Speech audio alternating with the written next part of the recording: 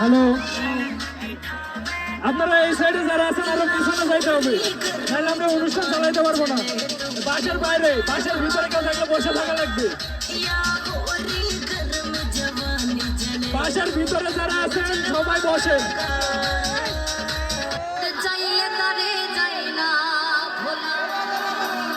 ভিতরে যারা থাকবে তাদের বসতে হবে, ভিতরে যারা থাকা যাবে না, ভিতরে দাঁড়িয়ে থাকার কোনো সুযোগ নাই।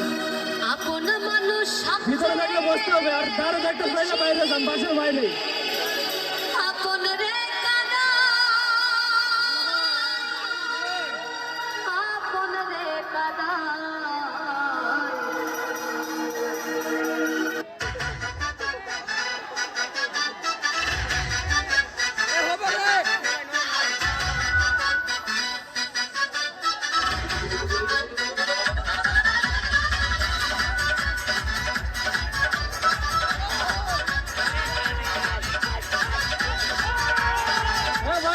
বাসের থেকে হাতটা সরান, বাসের থেকে হালান দিয়ে নামায়, বাস ভাঙতে যাবে তো, পুরোটা কাঁপতেছে।